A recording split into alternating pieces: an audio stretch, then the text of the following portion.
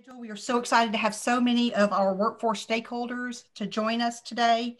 We are grateful that you took time to spend time with us to learn more about what's going on with workforce development in our region and across the state. So we're going to cover some upcoming events and information. As a follow-up to this email, we will be sending those details out. We will also be recording today's quarterly meeting. So if there's something that you missed, or if there's something you want to go back and take a look at a second time, you'll be able to do that. It should be up on our website later in the week.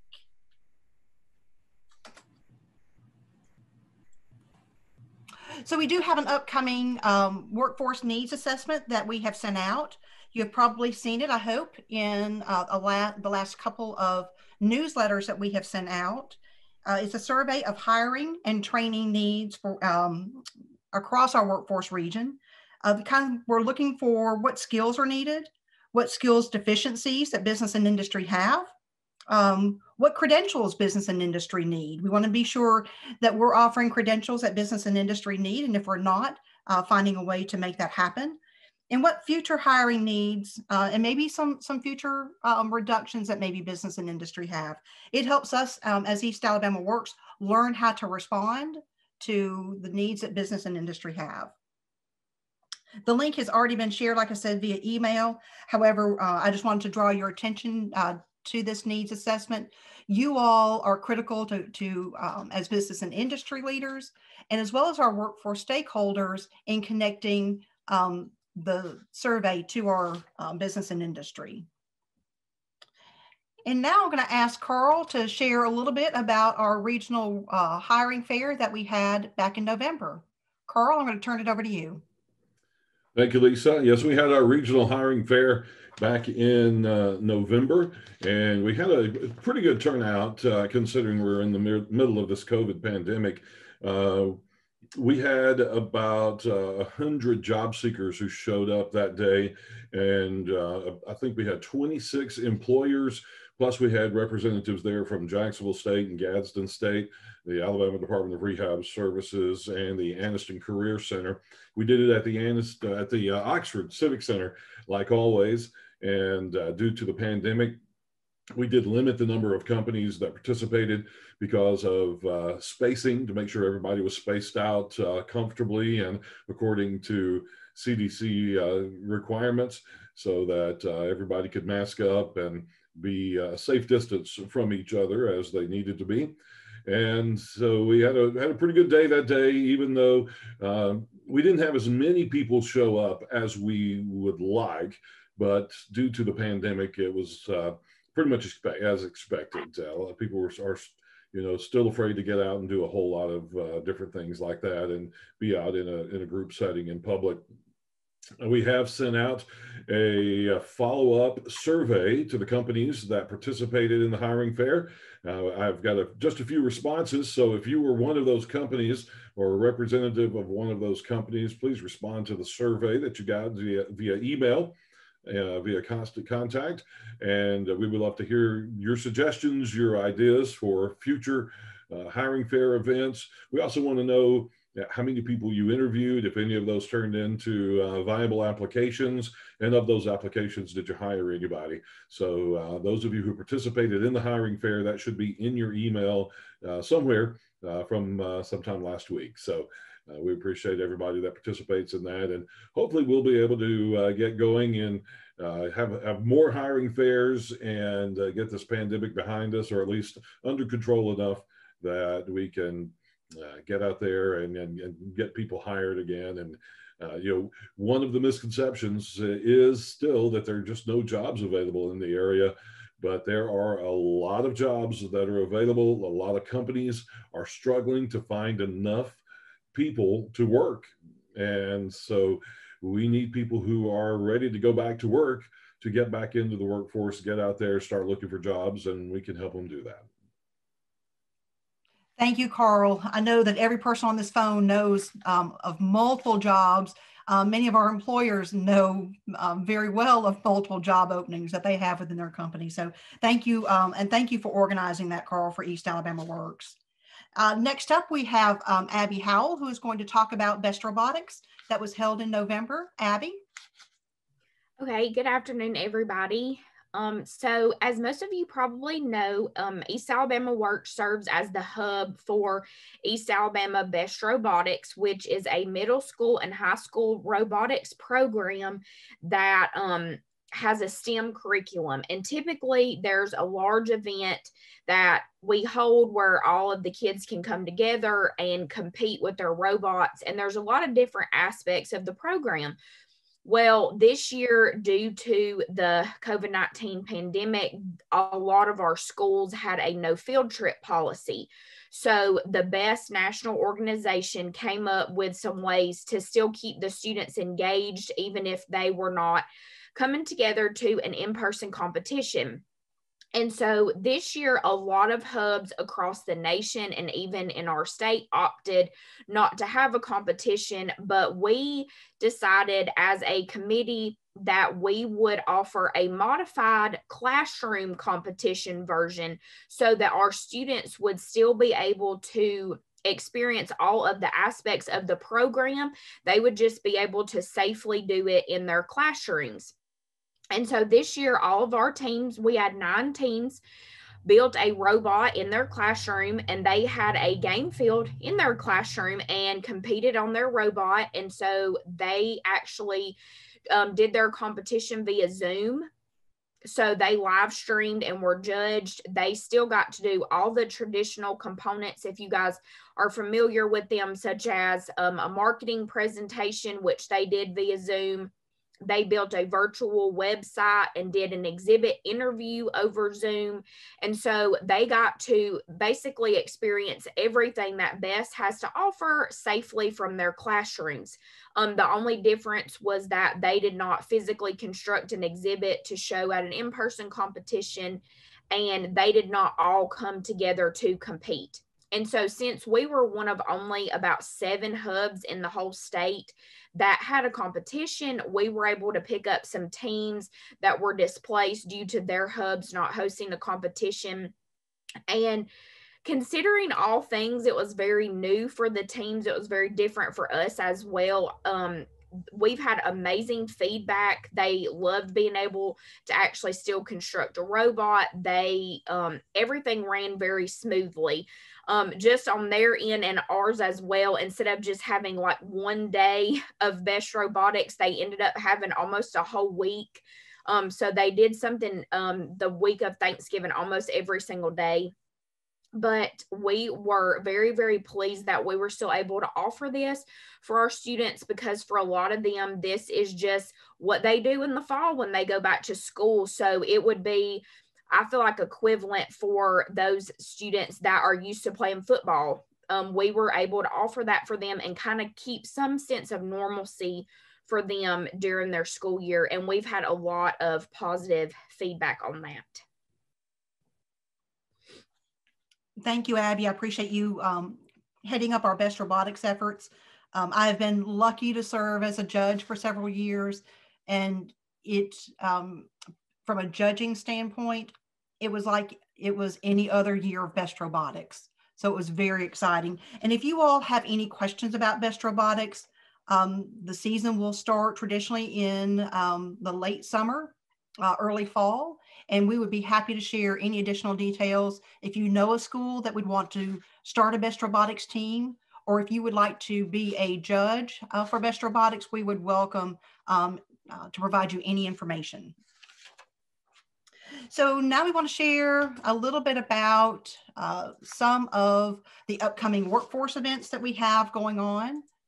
So first up, next Monday, matter of fact, January 25th, we have our AlabamaWorks webinar series. It'll be on non-degree credential quality assurance.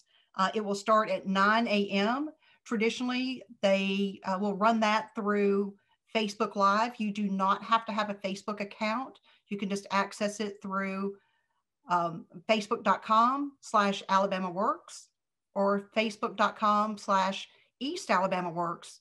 And both of those will take you to the webinar. They are always very well done, great information. we've got a really robust schedule that will carry us for the remainder of 2021. There will be one webinar every month, normally about that same Monday at 9 a.m. So hopefully go ahead and mark your calendar so you can join those incredible webinars. Next up, I want you to save the date. This is the third in a series of work-based learning, or WBL, because you know we love an acronym, to help you understand more about work-based learning. These are brought to you by Governor Kay Ivey with support from the National Governors Association, Alabama Office of Apprenticeship, Alabama State Department of Education, Alabama Community College System, the Alabama Commission on Higher Education, Alabama Department of Commerce, and the Alabama Workforce Council. And so this particular webinar that's going to be on February 11th at 1 p.m. is going to cover youth in WBL. So that's going to be a really great opportunity to hear more about that information. You do need to register in advance. And so the email that will come out that will have all this information and all the links, will have a link in there for you to register to participate in the Youth in WBL webinar. And since we've heard so much from our employers, the importance of leadership skill training, how they are constantly looking for team leaders and supervisors within their organizations, we are offering the leadership skill training. Abby, do you want to talk a little bit about that? Sure. So I don't know if you guys are familiar with the AIDT Leadership Skills Training, but it is a 3-class series. So there is Leadership Skills 1, 2, and 3. And traditionally, this was held in person. Maybe your local Chamber of Commerce held this for you. You would go in person, listen to a speaker, and then take a test at the end, and you get a certificate. Well, right now, all of these classes are being held virtually, which is great for you because it's free.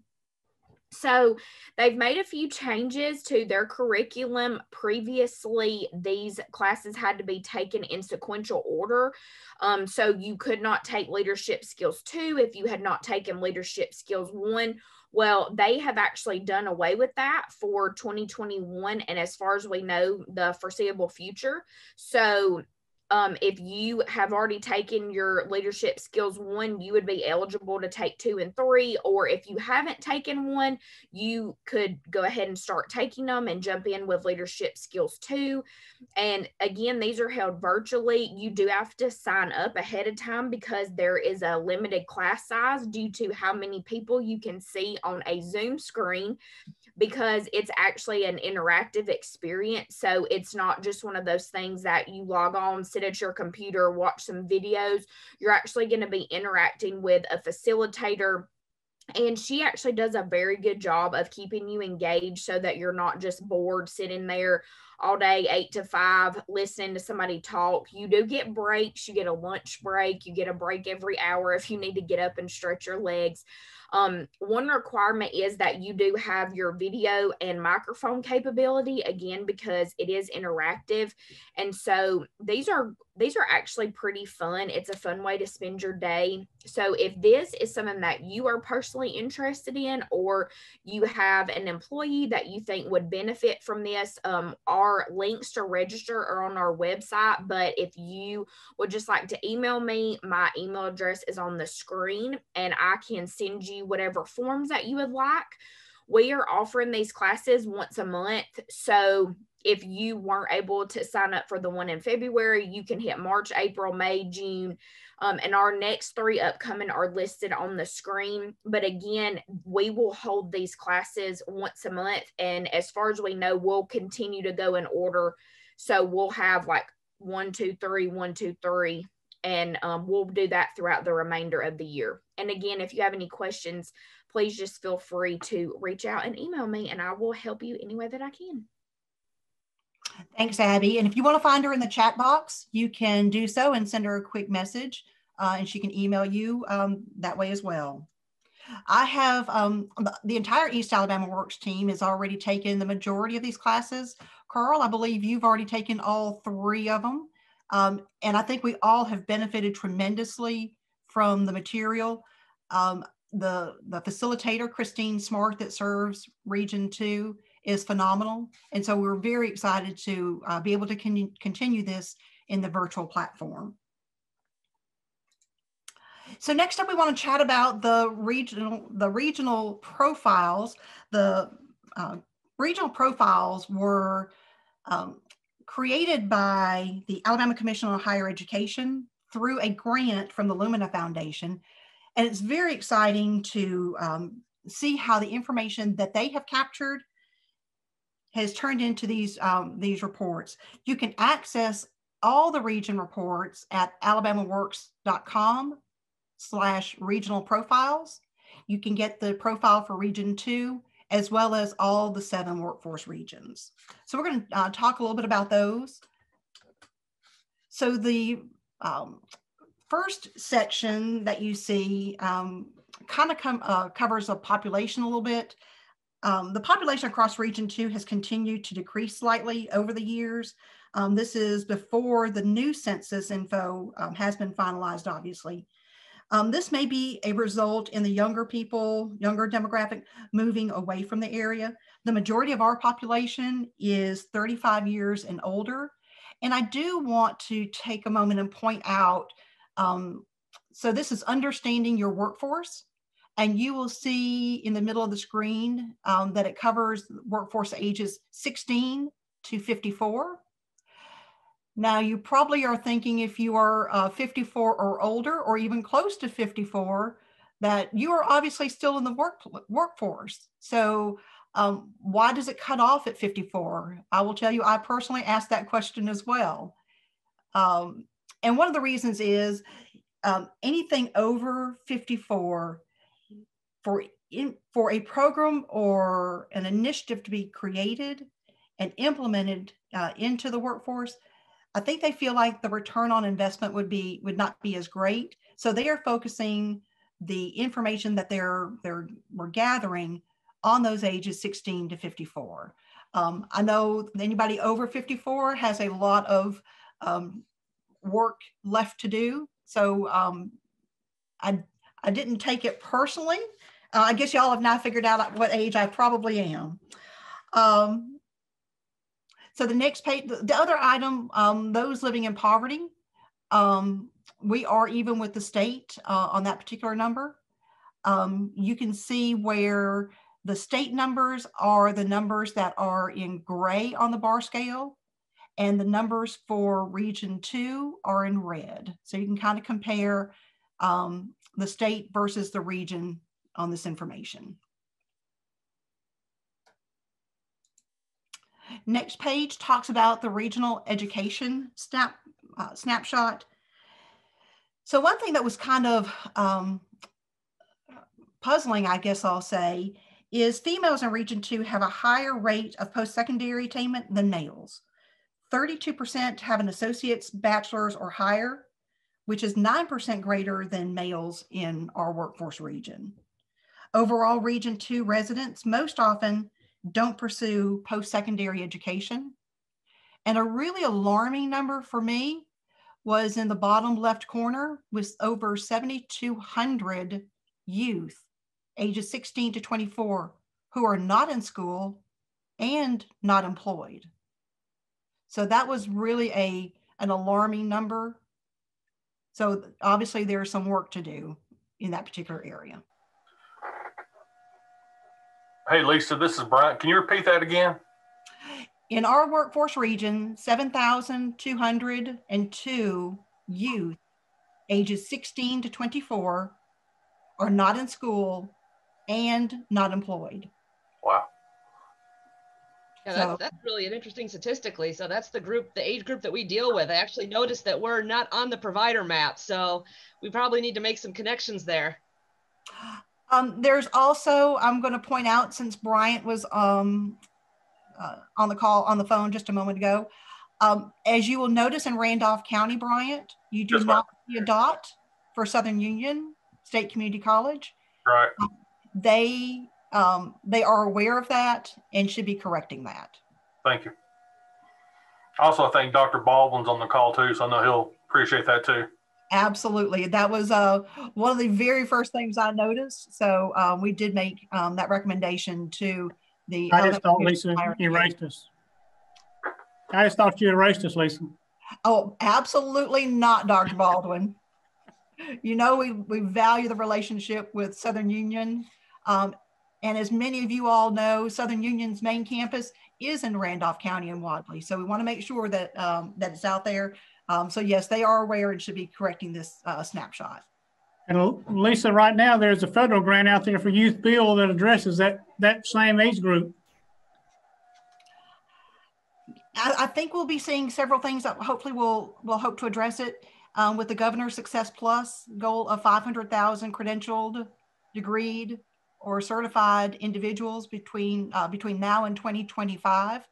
And obviously that length of time is growing, very close.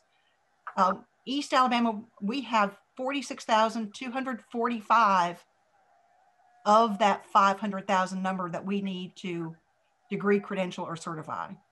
So it is something that does keep us awake at night of how to make that happen. So thank you for pointing that out. So next up is our regional snapshot is also employment across the region. Not surprising that one of the limitations that we have is transportation availability, getting people to work. That is an issue, as well as that 39%, over 1/3, do not have access to broadband. I was not surprised, many of you all are probably not, that during the height of COVID-19, that 1/3 of our East Alabama citizens applied for unemployment, first-time unemployment filers. Fortunately, the majority have been called back to work, but that still remains a high concern, getting those individuals who were affected by COVID-19. Obviously, they're in a job or career pathway that creates that potential limitation and concern. So we want to help them with providing maybe another pathway that would not be as affected by something like COVID-19. So that's the last page of the snapshot. I actually broke it into, I think, 3 pages. It's a 2-page document. So feel free to go to alabamaworks.com/regional profiles to be able to access that information for yourself. And again, if you don't remember that link, it'll be sent to you with all the rest of the information tomorrow. So one of the reasons this meeting is so exciting for us, not only do we have 2 tremendous speakers that will be coming up shortly, but we also wanted to share a little bit about Worlds of Work. You all may have been wondering what was going on with Worlds of Work. As you're all very aware, last March, we postponed Worlds of Work because of the pandemic. Shortly after we postponed Worlds of Work, other things started closing or being held remotely. And so we did not have Worlds of Work in the spring of 2020. And we know for our workforce that creates a huge concern and a huge gap. So we wanted to look at ways to maybe be able to connect our students with information about career pathways. Worlds of Work is traditionally held with 8th graders and high school juniors. We are so fortunate that our high schools are very committed to Worlds of Work, and for the last 5 years have bused their 8th graders and high school juniors to the event, which has always been a in-person, hands-on event. Well, obviously with the pandemic still causing most events and most things to be held remotely, we certainly had to look at what we were doing and how we could offer Worlds of Work to those students. So we have a little bit of information we want to share with you. Our event chair, Carol Kirk, was not able to join us today. She had a previous commitment. She and our co-chair, Kelly Pierce, are both very excited about what Worlds of Work is going to look like. We may have a few subtle changes, but hopefully what we are going to see here in a moment is going to kind of give you that broad idea about what Worlds of Work is going to look like for the spring of 2021. So as students will access Worlds of Work through a website, it will be able to be accessed anywhere a student could get on the internet. The first thing that a student or their teacher, their career coach, their CTE director, the first thing they're going to see is a launch screen that looks a little bit like this. So it looks a little bit like an auditorium. If you have participated with any sort of virtual conference, you probably have seen something like this. So we wanted to create an environment that was interesting for students. Worlds of Work, as I said, will be a virtual event.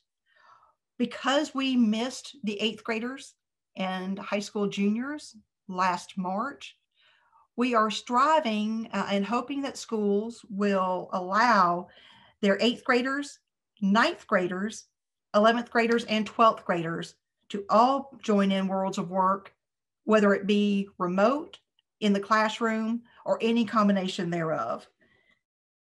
We're trying to keep Worlds of Work interactive as it always has been. Obviously, we will not have a backhoe that a student can get on to experience what it's like to drive a backhoe. However, we're going to make things as realistic as we possibly can. So Worlds of Work will have 10 different career worlds that they will experience like they always have: agriculture and natural resources, automotive and manufacturing, construction, communication, media and marketing, engineering, energy and utilities, healthcare, information technology, public safety, and transportation. And this will all be done through hands-on and with a combination of video that is being produced heavily by East Alabama Works and Carl Brady. We are very fortunate to have Carl on our team who can help our business and industry create those experiential videos that we can connect our students to.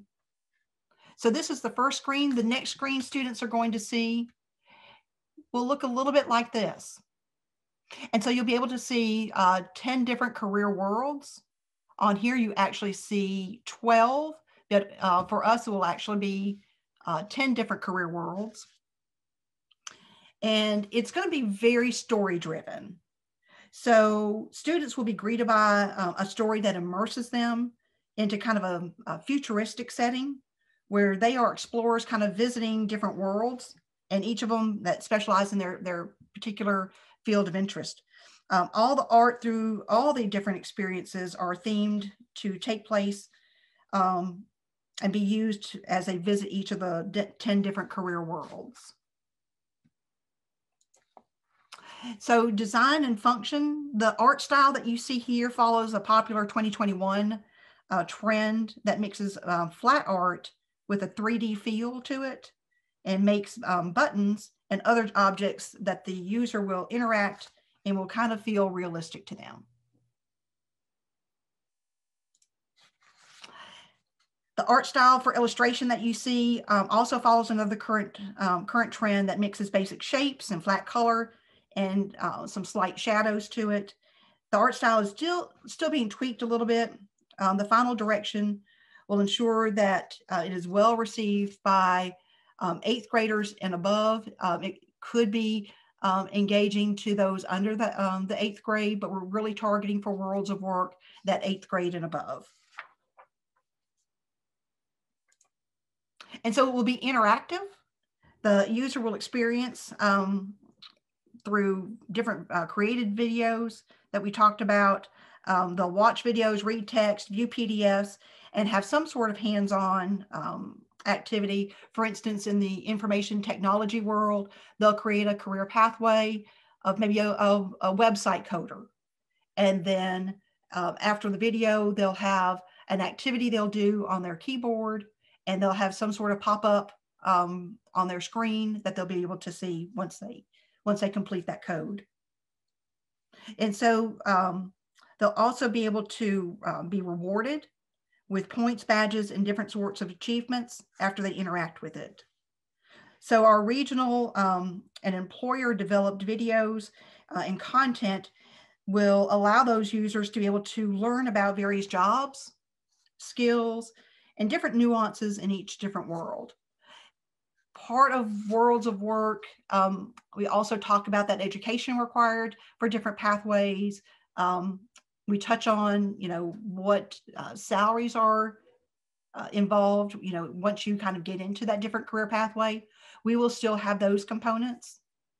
In addition to those components, we will also have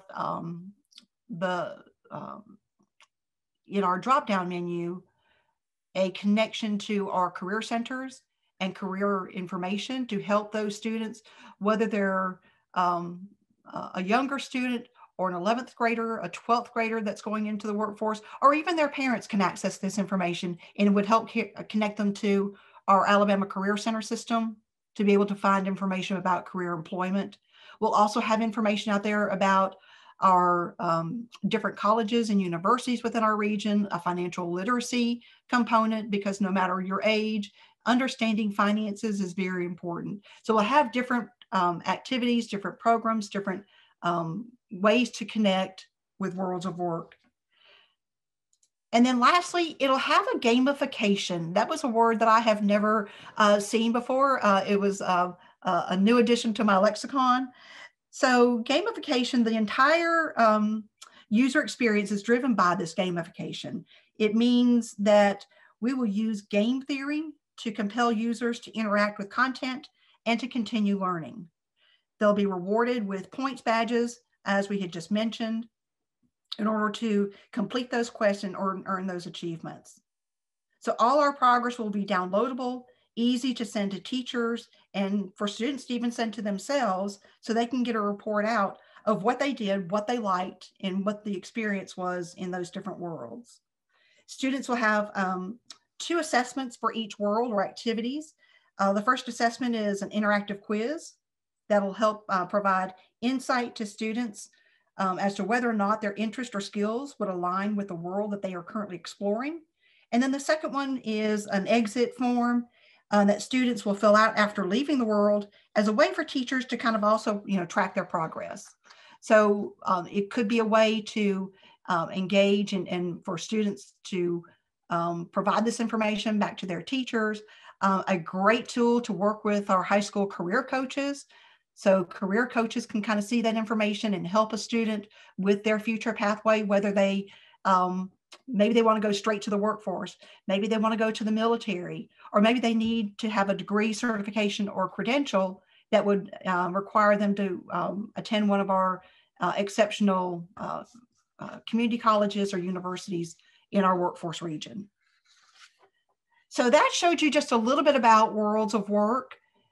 We are happy to talk with anybody. We'll be reaching out to our superintendents. I know I saw that Dr. Suzanne Lacey was on the call a little earlier. I know we probably have some other superintendents, our CTE directors and career coaches. We'll be reaching out to each of you to talk about Worlds of Work. We hope that you find Worlds of Work in this virtual world just as exciting and engaging for your students. We certainly hope to get back to a all hands-on in-person event as soon as possible, but we certainly didn't want to lose a whole group of 8th graders through seniors with what their career pathway is going to look like. I know it's very concerning for our employers as to what, creating the interest that students have in those pathways. And so I know our employers are very concerned, and that's why they're also so committed to making this virtual Worlds of Work a success like our in-person event has been.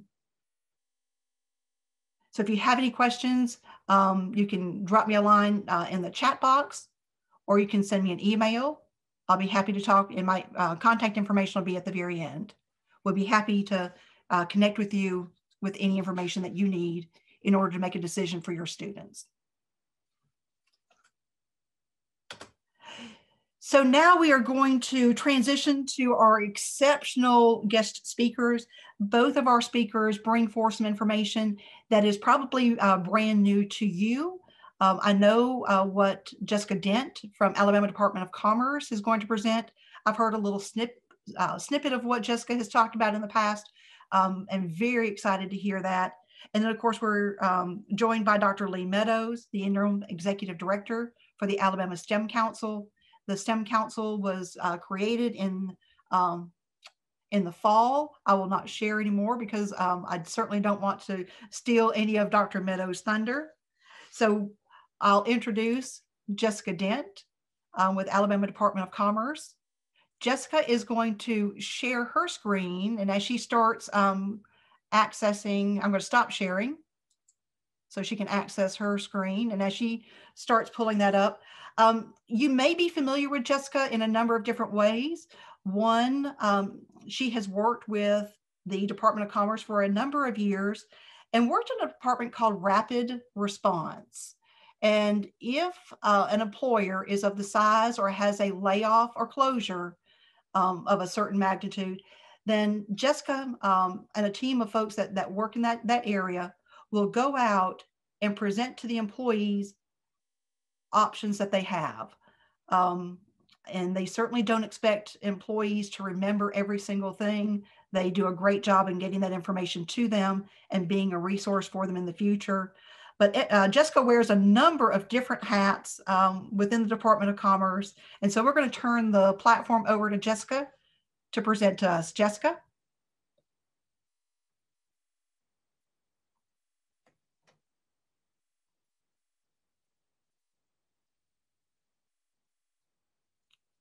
Jessica, we may have to unmute you.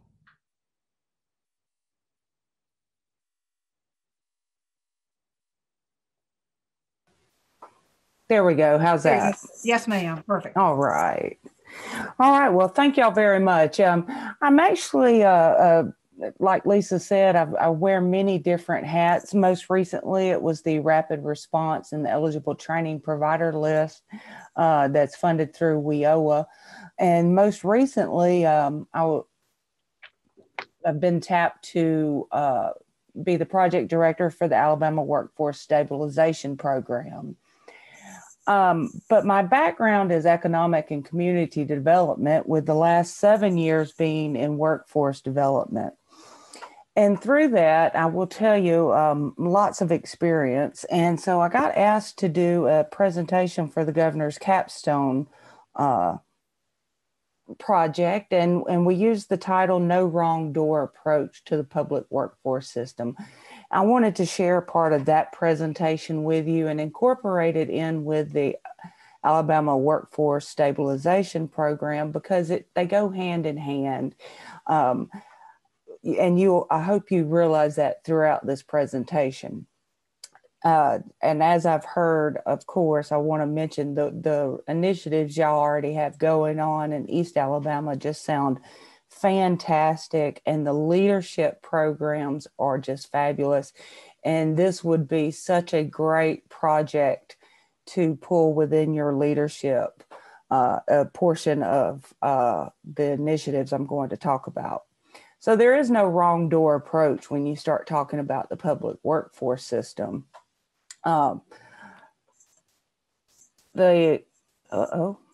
Here we go. Sorry, I'm having trouble forwarding my slides now. There we go. So the Alabama Department of Labor, or not Alabama, the U.S. Department of Labor defines the public workforce system as the network of federal, state, and local government agencies that provide services to workers and job seekers that support economic expansion and develop the talent of our nation's workforce.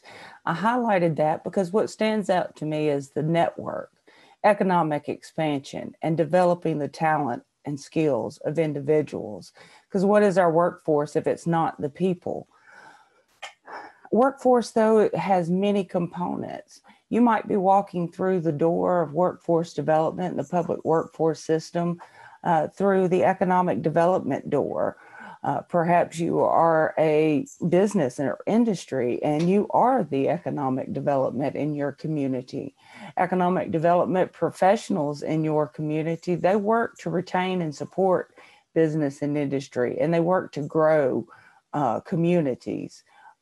To thrive, to have the economic opportunities to provide other opportunities to their citizens.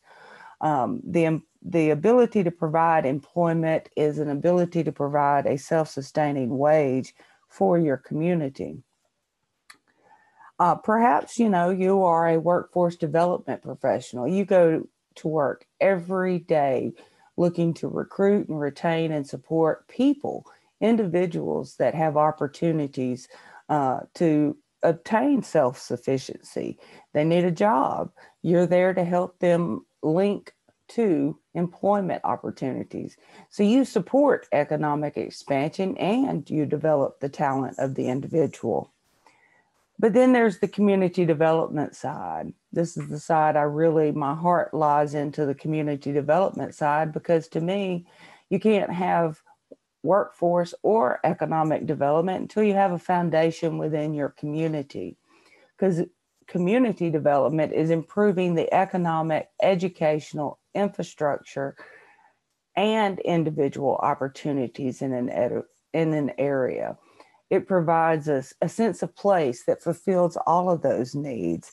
So when we think about the public workforce system, whether you're coming through the economic development door, the workforce development door, or the community development door, you're all working together to provide sustainable economic growth, not just for your business or industry, not just for your community, but for the individuals as well. So how do we harness that? That's something that through all of the initiatives that the Governor's Office of Economic and Workforce Transformation is putting out, I see a possibility that we will be able to harness our individual assets. And each one of us, economic developers, workforce developers, and community developers, and business leaders, we all have assets that we depend on so that we can achieve the goals of our respective agencies and organizations. In economic development, we have the Department of Commerce with Accelerate Alabama laying out a plan for us. We have the Economic Development Partnership of Alabama and EDAA that provides us a forum to sit and talk and discuss and learn. We have Auburn and University of Alabama, as well as many other research universities in the state that focus portions of their endowments towards economic and community and development. And we also have our AOA, the Alabama Office of Apprenticeship. That's one of our newest assets that's in this toolbox. In workforce development, we now have AlabamaWorks, which is our unified workforce system in the state. It combines all of us that are working towards the growth of workforce and the growth of our economy and the growth of our communities to combine together.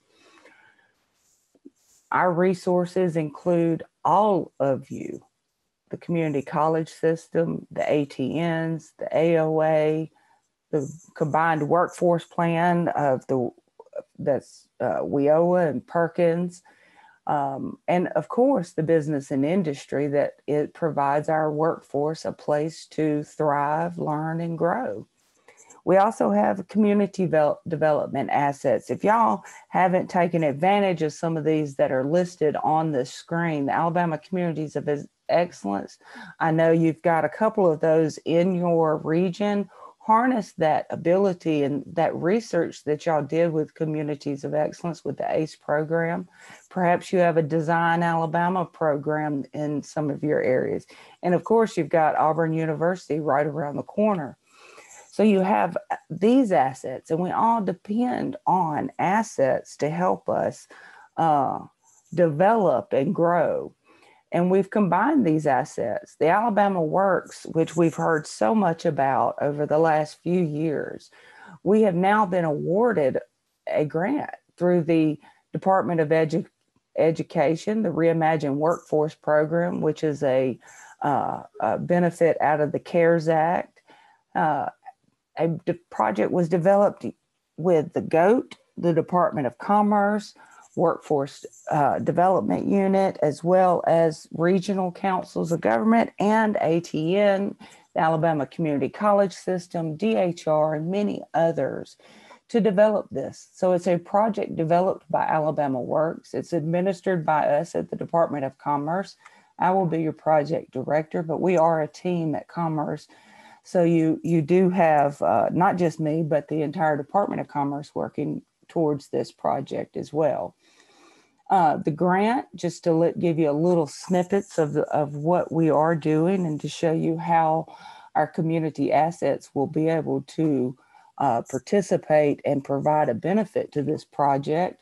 The Alabama Workforce Stabilization Program was awarded $17.8 million. The purpose is to provide 7,080 Alabama workers. Yes, that's right, 7,080 workers. And at a minimum, we estimate 200 businesses, probably more, but we estimate to help displaced workers by COVID-19. If they were displaced by COVID-19, perhaps their jobs are gone completely. Perhaps they're having to reskill into a new skill, a new high demand industry. That's what this project is going to target. That's what our purpose is with, it's in the name, the Alabama Workforce Stabilization Program.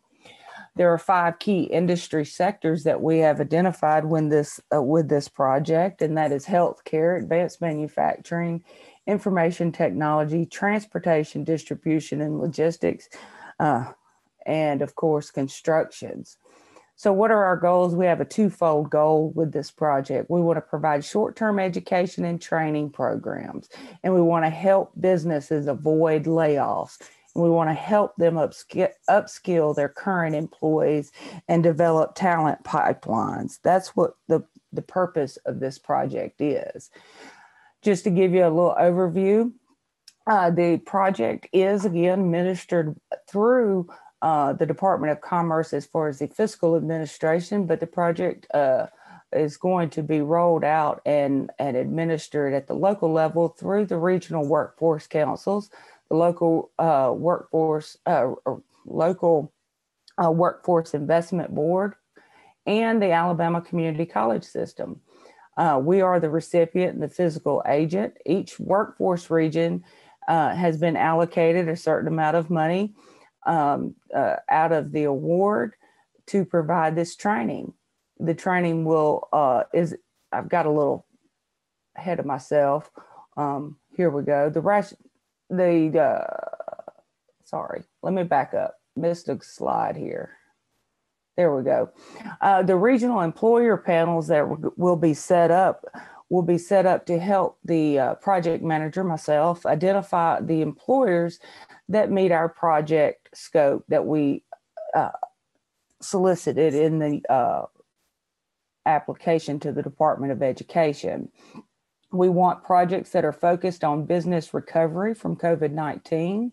We want projects that demonstrate that measurable impact on one or more long-range goals within our state workforce plan, which I don't think that's going to be a hard one to meet. Layoff aversion. We don't want our business and the industry to have to suffer because of this pandemic. If we can come in and help you upskill and reinforce your workforce, that's what we want to do.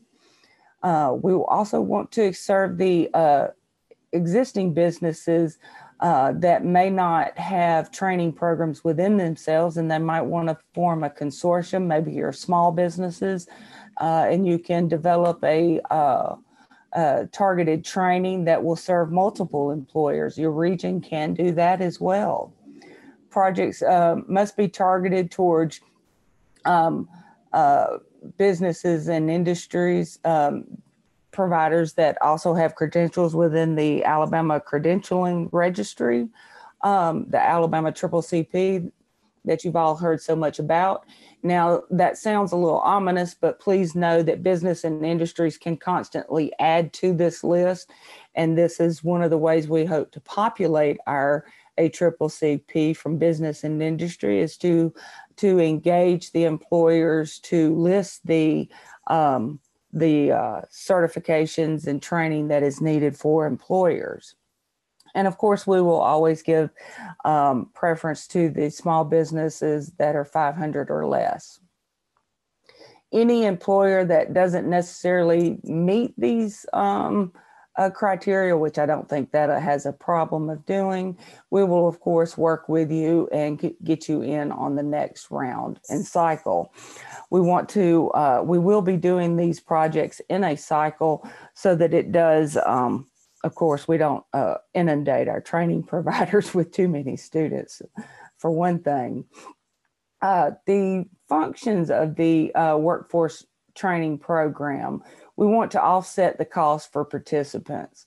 We want to provide the integrated education that participants need to complete CTE and adult education courses. We hope to have them co-enrolled. We hope to have them co-enrolled in the WIOA program as well. The program also helps to seek students who need assistance to meet the requirements for the Ability to Benefit program. This program is a program through Alabama Community College System, and that is in development as well. That's one of the reasons I'm not going to be doing an extensive presentation on the how-tos of this program, because we do still have several parts of the Alabama Workforce Stabilization Program that are being finalized and will be rolled out hopefully by the end of the month or the end of middle of February. So when we began to look at the rationale, we of course used the surveys that you all have been doing as business and industry leaders. And what we've noticed, if you'll notice mid slide here, based off the research, that we've targeted the 5 sectors. This does not mean that each region can't utilize all 5 sectors. This just means that in these regions, these are the areas we see that there is the most need. All 7 regions need extensive training through AWSP through construction. Regions 3, 5, and 6 have a need for healthcare. Information technology regions 1 and 4 seem to have a serious demand. And of course, manufacturing seems to be where 1, 2, 3, 4, 5, and 7 minus 6 is. And then transportation and distribution, that's pretty much everywhere except for region 3. In region 3, they've got some pretty significant transportation training providers already in that area. So I think that when you look at this, that is to say that we will, of course, have the ability to serve all employers, but we will have some targets that we are looking at.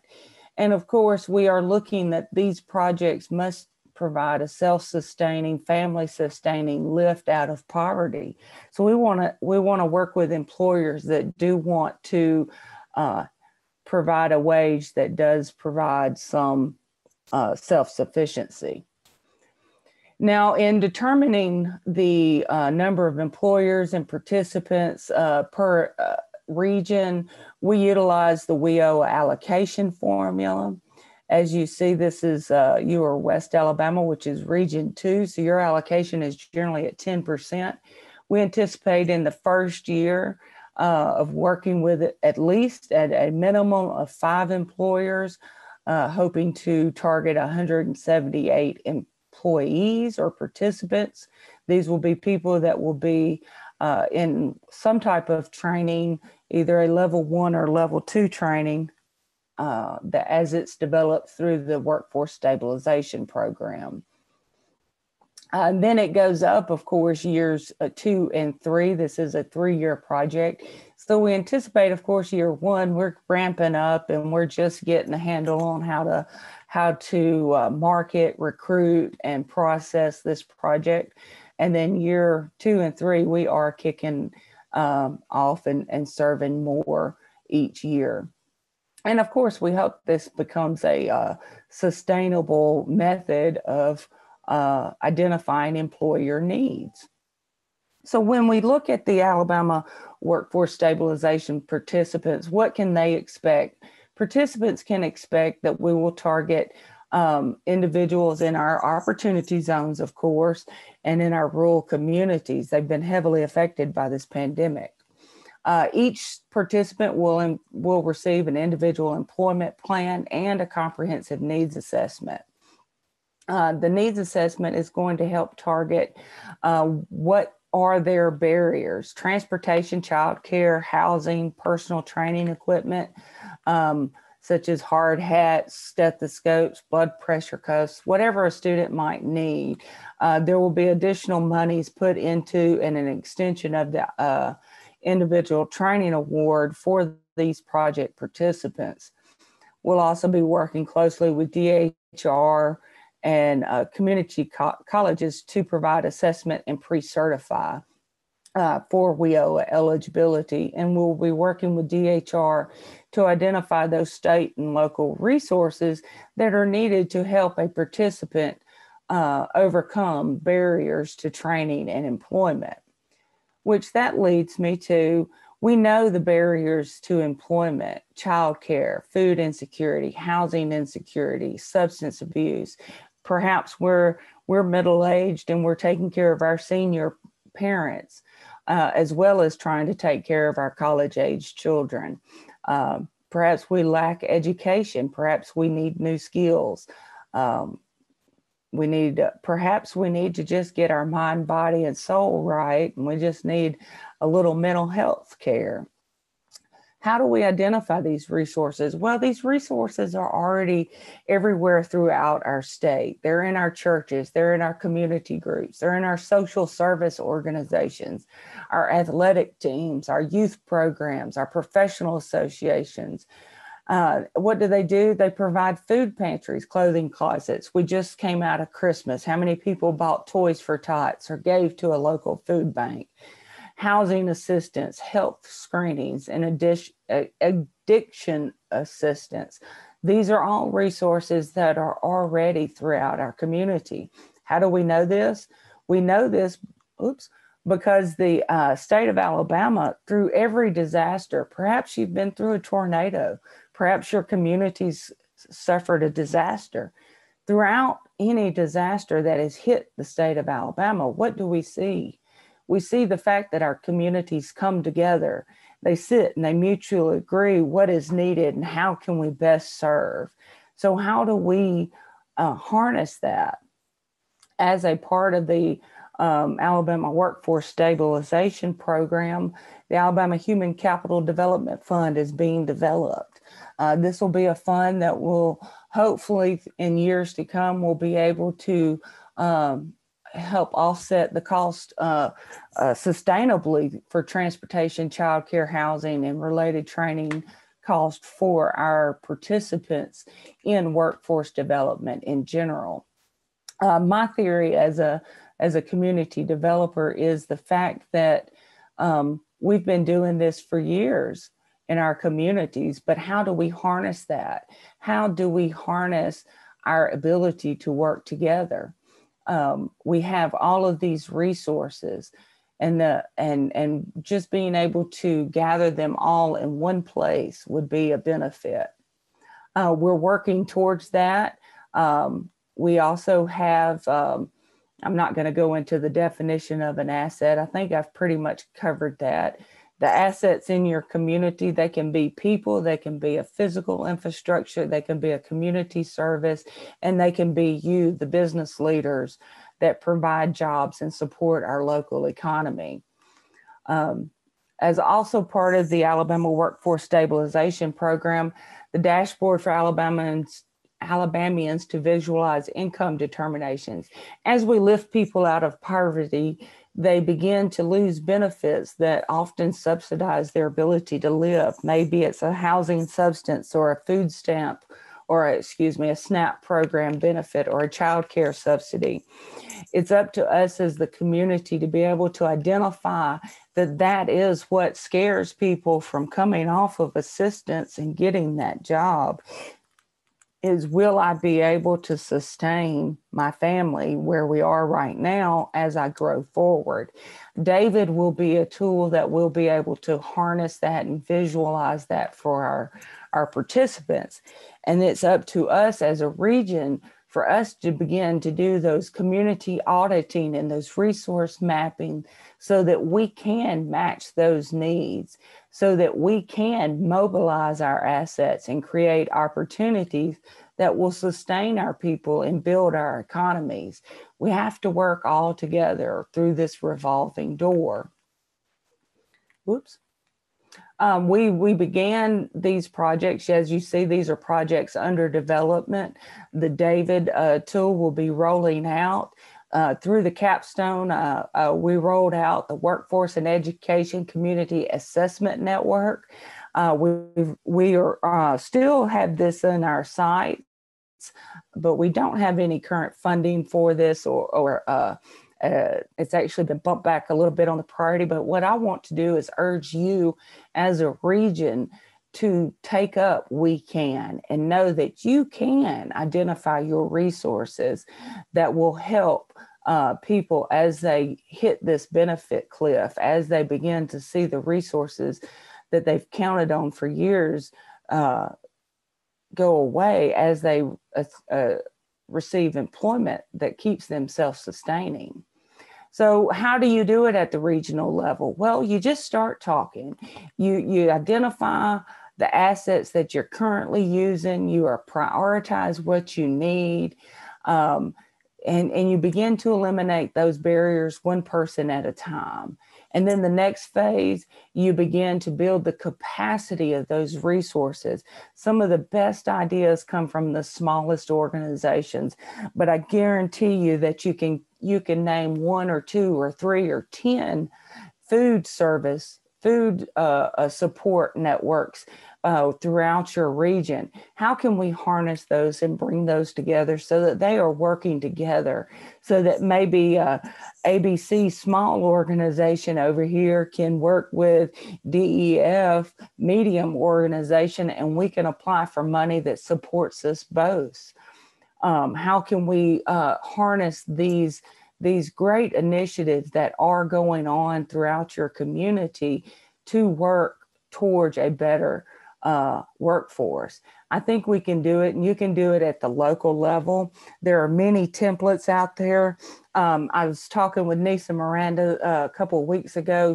From what I understand, her group is out there. They're doing assessments all over the place. Hopefully your community is part of that, and or you've been a part of the ACE project, or you've attended Yorktown, Alabama, and you've realized that you do need to harness these assets. I'm sure I've run over my time a little bit, but I did need to squeeze in the Alabama Workforce Stabilization Program. But I do want to leave you with the fact that we can organize and educate and activate all of our resources to achieve our individual goals, whether it's for you to support your business or your industry, or to make that widget, or to support that community, or to support that individual. We can work together. Thank you, Jessica. And I'm going to give you each a moment. If you have a question for Jessica, you can put it in the chat box. And while you do that, I wanted to circle back around real quick. We have, I want to give a quick update. So on the regional profiles that we talked about earlier, and I noted that Southern Union was not marked on the map of colleges and providers. Also, if you look at it, you do not see all the satellite locations for Central Alabama Community College, nor do you see them for Gadsden State. So just wanted to make a mention. We have asked to get all those locations. There may be a couple of other WIOA providers. So as we get that updated, we will keep you posted so you're aware of it. So Carl, anything in the chat box? Just a couple of requests asking if they can have a copy of the presentation to review and to see it. And that's the main thing that everybody is asking for there. No other questions so far. Well, and Carl, it looks like Jessica's already replied to everybody that yes, we can send a PDF of it out. So Jessica, thank you very much. I think it'll be some great information to share, and it's going to be very exciting seeing this program move forward. If you have any other questions for Jessica, you can put them in the chat box and we will circle back around. If you have any questions for our next speaker, Dr. Lee Meadows, you can put those in the chat box, and we will likewise also ask those at the end. We'll get Carl to monitor that chat box for us. I see you have already gone ahead and been proactive, Dr. Meadows, and put your email address. Beware, I'm sure there's going to be a lot who will want to use that. So Dr. Meadows, we are grateful to have you join us as well today. I know your name is synonymous with STEM education. STEM education is very critical to what we do here at East Alabama Works. That's thus the reason we became a best robotics hub.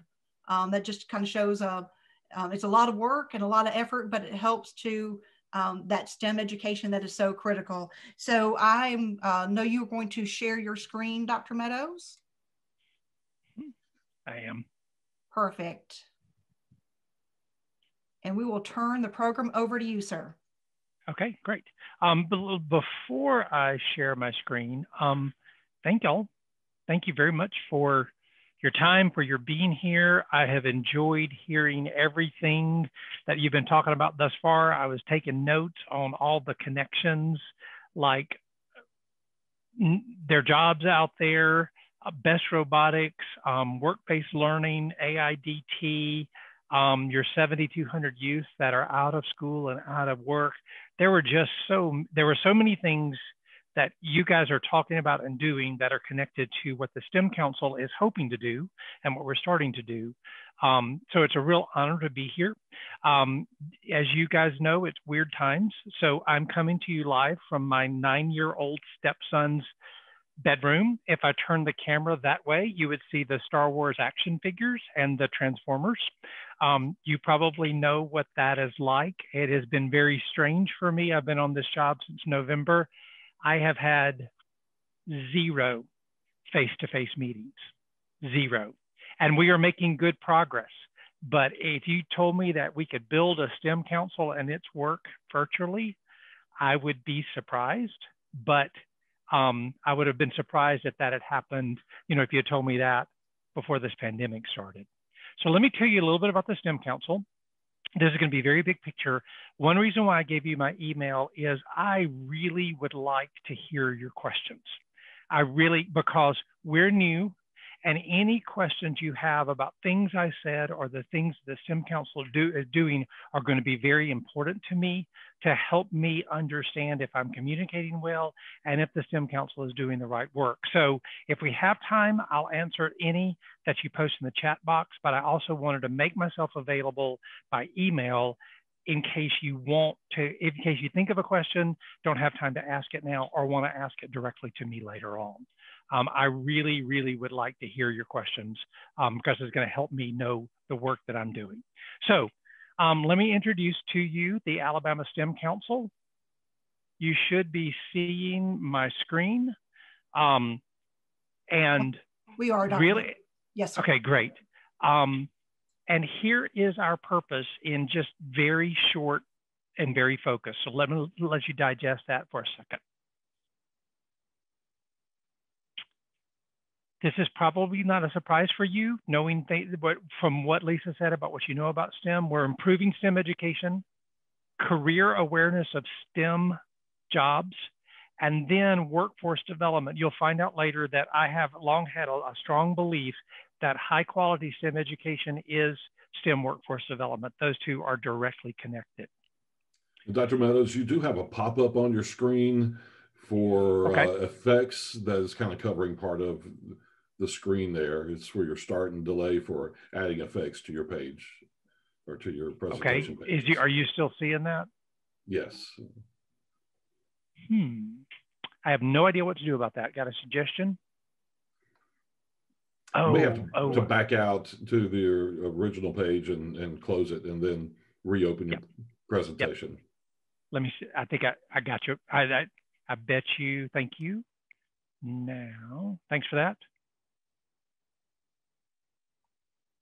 And how is that? That is perfect. Thanks. Great. Thanks for that. I'm using Keynote, and I'm also new to this whole computer setup I'm using. So a little bit of background. You may or may not have heard of the Governor's Advisory Council for STEM Excellence. I was on that council. We presented this report. It's available free and online. This was given to Governor Ivey in 2019, so about a year and 3 or 4 months ago. And the STEM roadmap lays out a roadmap for STEM success in the state. So that's some of the background that we're working from. And part of that recommendation was, you might be able to see it in the fine print down here, was to form a STEM council. Well, then the next step is Governor Ivey formed the STEM council in September of 2020, so about 4 or 5 months ago. And the STEM council, you can see at the very top in the screen, where sustain quality STEM education at the secondary and post-secondary level, and that is for workforce development. The STEM council legislation made it about halfway through the legislature in the last session before the pandemic shut it down. It passed the House, but it was never taken up by the Senate before they shut down. And so that is one reason why Governor Ivey formed the STEM Council by executive order, so we could get up and going. Here's who makes up the STEM Council. Let you take a look at the graphic for a moment. The kinds of people that are coming together: higher ed, workforce. You can see we have 49 members, meet about 3 times a year, and we are actually housed within the Department of Commerce, within AIDT. So that may be a little bit of surprise to you that STEM education would be not in the Alabama State Department of Education, but it's actually over in Commerce because of the workforce development piece. We have an executive committee that is making the decisions, including 1 member from each congressional district. And you can see there the executive committee council members' names.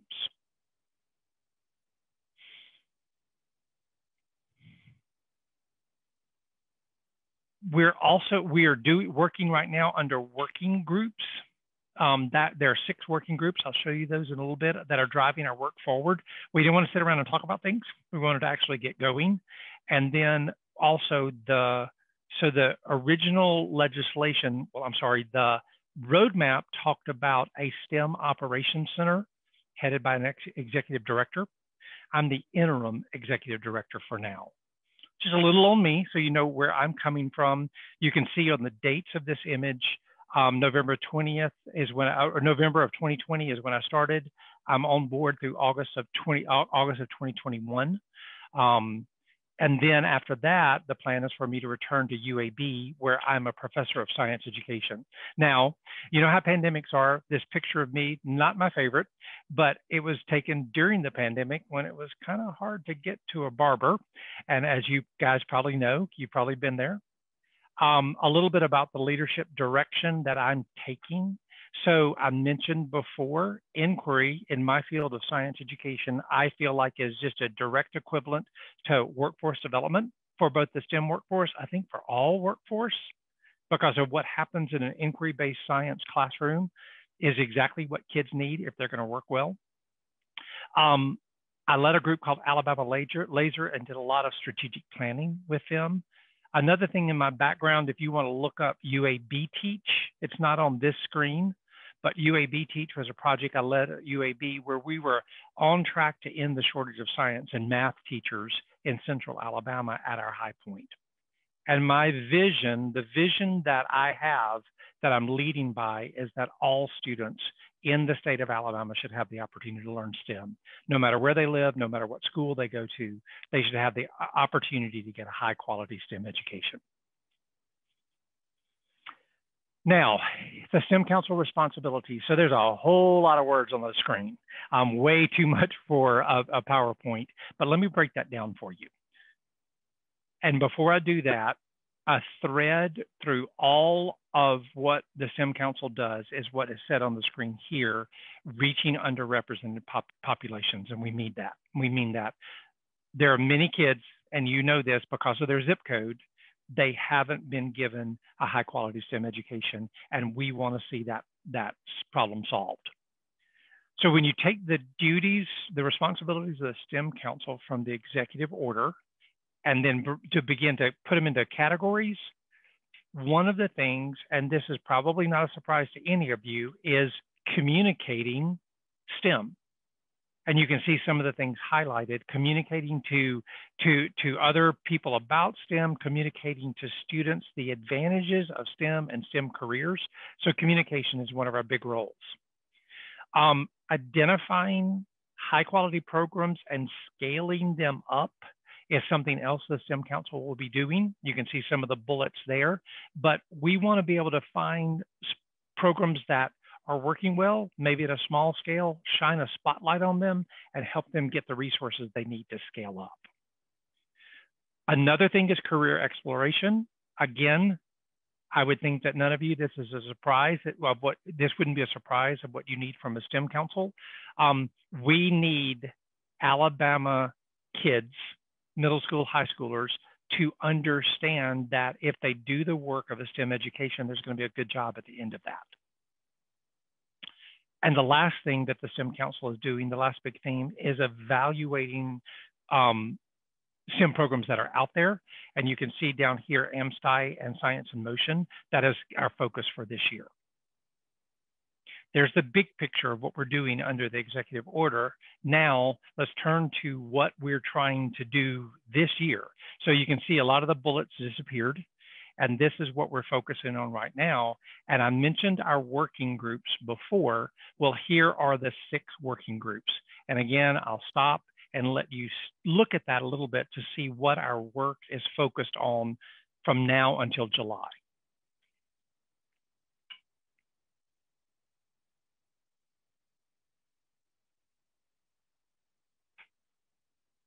So communicating STEM, evaluating, I mentioned those. The early numeracy and math coaching, a math education, strong math understandings opens the door to STEM education. So we're focusing there. I mentioned scale up. I've mentioned career exploration. Data tracking, I haven't mentioned. That is, we want to know what the data says about how we're doing in Alabama, where the holes are, and what we need to fix. Here's a quick bullet point of the rest of our year 1 goals. You can see the 4th bullet. There will be hiring a permanent executive director, and also trying to secure a funding stream for expanding the STEM Council operations. We had $200,000 in the current fiscal year to work with, and we are hoping to get more money for the next fiscal year. And then the working groups I mentioned, just here's a brief timeline of what they are under. They started in February, so we put them on a pretty tight timeline so we could show that we're making progress by July 1. And that you can expect that a lot of those working groups, so there they are again, that really what they're going to be communicating by July 1 is the action plan and the focus for the next year. Last thing, and then I'll look and see what the questions are. You can find us online. There's our main website, stemcouncil.alabama.gov, but you can also find us at alabamastemcouncil.com or alabamastemcouncil.org. We got all those sites and they point toward this site. And just what it says right there in the center, we're beginning our work.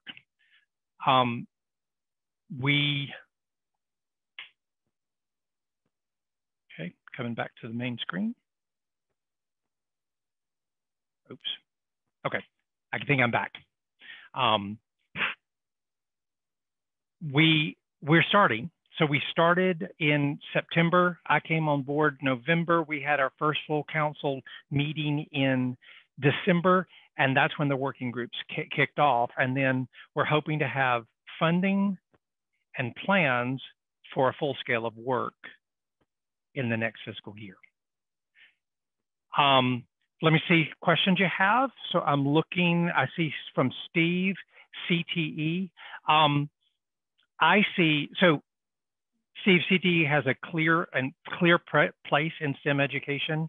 And the way I'm looking at it, and I don't know where the STEM Council itself is gonna end up on this, but the way I see it as executive director is kids enter the workforce in 3 different pathways into STEM education: straight out of high school, then into either 2-year or technical programs, and then also through a 4-year degree or master's or doctorate. And all 3 of those are valid and necessary paths. And of course, CTE is vital in the first and the second path. One of the things that has impacted me, I don't know if you've seen some of the reports on the skilled technical workforce. That was a new term for me, skilled technical workforce. That is not the people who have a 4-year degree in STEM, but people who have either a 2-year degree or technical training, and they can work in the skilled technical workforce in the STEM umbrella. And that I see as critical for Alabama's future.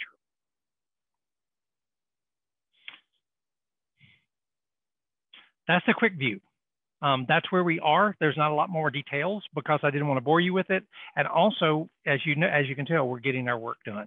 But let me see if you have other questions that you want to ask me. I'd be happy to answer those, or any other feedback you want to give. We do have another question about what can the folks in region to do to promote STEM education and how to promote that. I know one of the things that first comes to mind, because remember, I'm a science educator. I'm a former science teacher, high school chemistry and physics and physical science. One of the things that you can do to help with K-12 is helping schools realize that and give them permission to change the way they're teaching science and math. So let me put it this way. It used to be that principals walked down the halls and they were listening for quiet classrooms. And if my classroom was too noisy, and it often was, then I might get a kind of a dirty look from the principal, or even asking them about what's going on in my classroom that it's so noisy. Well, I use a whole lot of lab stuff. Actually, noisy classrooms where kids are working in teams, and you guys know this, where they're learning science and math by working in groups, on teams, solving problems, using technology. That is the kind of learning we need them to be doing K-12 to get them ready for the workforce.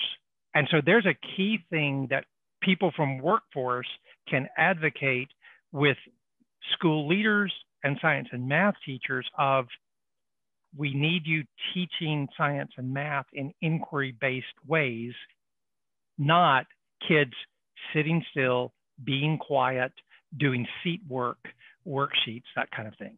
I hope that makes sense.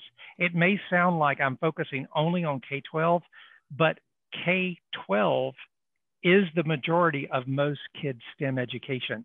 And if we can get that pointed in the right direction, we've done a major piece of workforce development in STEM education, and we already have that paid for in the classroom with state appropriations and teacher salaries. We just have to get it pointed in the right direction. We also are asking if you could share your PowerPoint with Lisa, so that we can send it out as well. And a question from me: how do we get the STEM education into the classrooms as a part of the traditional education instead of separate pathways? I know a lot of people are, you either take your traditional education, or you do a STEM education, or you do CTE. How do we integrate these 3 things together without making parents and students choose too early, or choose one pathway or another, and give them a little taste of all of it? I hear you, Carl, because that's a passion of mine, that kids don't get pigeonholed into a certain pathway, that they keep the ability to, they keep in control of decisions of their own life where they can be flexible. Again, that's where I think high quality science and math and education, kindergarten through at least 10th grade, where a lot of times they're just in the regular classroom, that is one of the key things, because if they're learning really well, they're going to see why science and math is important to them. They're going to see themselves in science or math. I mentioned the skilled technical workforce. See if this makes sense, because it was a new thought for me. A lot of kids graduate from high school and they think, I'm not interested in STEM, just not interested in it. But then 5, 10 years down the road, they realize that there are a lot of STEM jobs out there and they're ready to get a little bit more training to go into those STEM jobs. Well, here's the problem. If they didn't get a good foundation K-12, they may not have the knowledge and skills that they need to go into those specialized training to get into the skilled technical workforce. I hope that makes sense. It's just that value of, we need to change the way we're doing business in middle school and high schools, especially across the board for every kid, to give them the opportunity to choose a STEM profession straight out of high school after 2-year or 4-year if they want to. And another question from me, just kind of a follow up on that. I don't want it to be an interview, but interviews is what I do. So I don't want it to sound like an interview, but following up on that, just a balance. I hear from teachers that, like a few years ago, we had the reading initiative and everybody was all hyped up on reading, and our math and science scores went down because that's all they were really focusing on was reading. If we start a STEM initiative, then the reading scores and numbers are going to go down, and history has just been lost in the shuffle completely of trying to decide, are we doing reading, or are we doing math and science? And so, how do we keep that, again, the word balance, how do we balance out the education so that we're not jumping all over the place? Yeah, I think the way that I answer that personally is, as STEM director, for the STEM Council, I'm the first to say that STEM is not for everybody, and that we don't need to try and make every kid go into STEM. That's not the right focus. I like the idea of all kids having a quality STEM education so they could walk through that door if they want to. But I know in the 1960s, it was the post-Sputnik era, we'd made the mistake of trying to turn every American kid into a scientist, mathematician, or engineer so we could beat the Russians. It didn't work, and it wouldn't work. I've got 2 sons. One went into STEM. One was not ever interested in STEM, no matter, I'm his dad. I'm a science teacher. I'm a science educator. I couldn't convert my own kid. So I don't see that as a failure. I see it more, and I don't want STEM to turn into a war with reading, English language arts, or history. Kids need all of that. I just want them to have the opportunity to learn STEM. That's what I think it needs to be. Thank you, sir. Any other questions from anyone who want to put them in the chat box? We'll give you another second for that. As we kind of round that out, Dr. Meadows, I did like in the list of duties you have, other duties as assigned by the governor. So yes, we all have that, but generally not by the governor tacked in there. Yes, it is very strange for me. I've been a professor at UAB for 26 years. It is very strange for my phone to ring and look down, and it's the governor's office. And I just kind of take this immediate breath of like, oh, wait, that's for me. Well, we are thrilled to have had you join us today. I feel like East Alabama Works hit a home run with you, Dr. Meadows, and with Jessica Dent as our speakers. We will be sending out, as I mentioned earlier, a follow-up email that will include the presentation from Dr. Meadows and from Jessica Dent, as well as links to all the other events and information that we shared earlier. I want to thank our East Alabama Works Board of Directors. We could not do what we do every day without your support. Abby and Carl, thank you for making today happen. And many thanks to each and every one of you for choosing to be here today. We appreciate you. We could not do what we do. You are the difference makers in our workforce region. And we will be back to join you guys. Our next quarterly meeting, April 20th, 1 to 2:30. It too will be via Zoom. After the April meeting, we'll reorganize and relook and see if we can do an in-person meeting in July. But right now, we'll continue with a Zoom format. But thank you so much. Carl, anything else? I saw a couple of things pop up. Just people saying goodbye. All right. And looking forward to the Worlds of Work virtual experience. Fantastic. Thank you, everybody. Have a great rest of your day.